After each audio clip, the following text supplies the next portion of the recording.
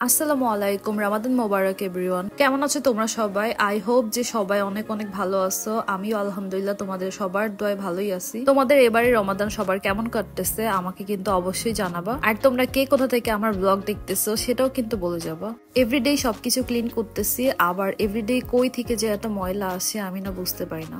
আমি জানালা খুব বেশি লং টাইমের জন্য খুলে রাখি না, মানে একদমই লিমিটেড টাইমের জন্য খুলে রাখি। তারপরও যে এত ময়লা কই থেকে আসে I have no idea. Everyday যদিও ডিপলি ক্লিন করা পসিবল হয় না, বাট যতটুকুই পারি ট্রাই করি, কেননা আমার ডাস্ট একদমই ভালো লাগে না, খুবই বিরক্তকর লাগে। আর এই যে দেখো কতগুলো ডাস্ট বের হয়েছে।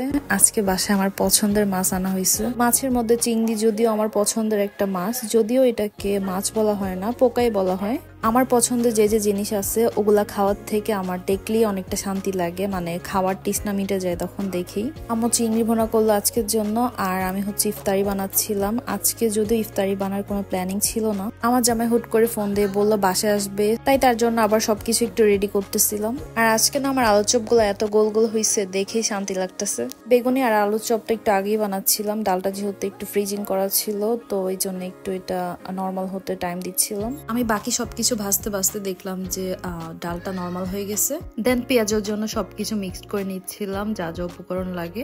ইফতারিতে ভাজা পোড়া না হলে না একদমই মন ভরে না, মনে হয় যে পোড়া খালি খালি, মানে কিছুই খায় না এরকম ফিল হয়। তো খাই বা না খাই ইফতারিতে আর কি, সামনে ভাজা পোড়া দেখলে চোখে শান্তি আর কি। আমি ভাজা পোড়া সবকিছু ডান করে দেন একটু ছাদে গেলাম পুদিনা পাতা আনার জন্য। আমার জামাই যেহেতু আসবে, আর আসার পরে বায়না করবে যে পুদিনা পাতা দিয়ে কোনো একটা ড্রিঙ্কস খাবে, সো আগে থেকে একটু এনে রাখতেছিলাম যাতে পরে তাড়াহুড়া না লেগে যায়। আমার শুধু ছোলা ভুনাটা বাকি ছিল, ছোলা ভুনাটা একটু কমপ্লিট করে নিচ্ছিলাম। আর এই কয়েকদিনে আমি টানা ছোলা ভুনাটা করতে করতে একদমই প্রপারলি শিখে ফেলছি, সো এটা আর ভুল হবে না আই থিঙ্ক। কিন্তু তারপরও দেখা যাবে যদি অনেকদিন পর এটা ট্রাই করি তখন আবার ভুলে যাব।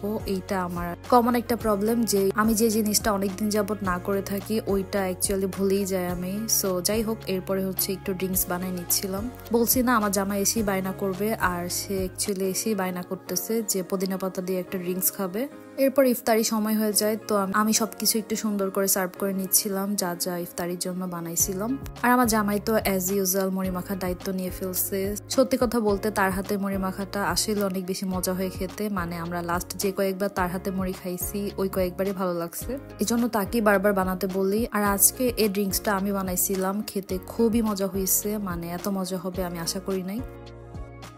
ইফতারি শেষ করে কিছুক্ষণ পর আমি আবার একটা ড্রিঙ্কস খাচ্ছিলাম। ড্রিঙ্কস হলে আমি না করি না, ড্রিঙ্কস আমি খেয়ে নিতে পারি। আর রাতের জন্য আজকে আমার খুদের ভাত রান্না করছিল, এইটা দিয়ে আজকে সবাই ডিনার করলাম। আর আজকের ব্লগটা এই পর্যন্তই ছিল। আই হোপ আমার ভিডিও তোমাদের ভালো লেগেছে। Please don't forget to like, comment and share. Bye by.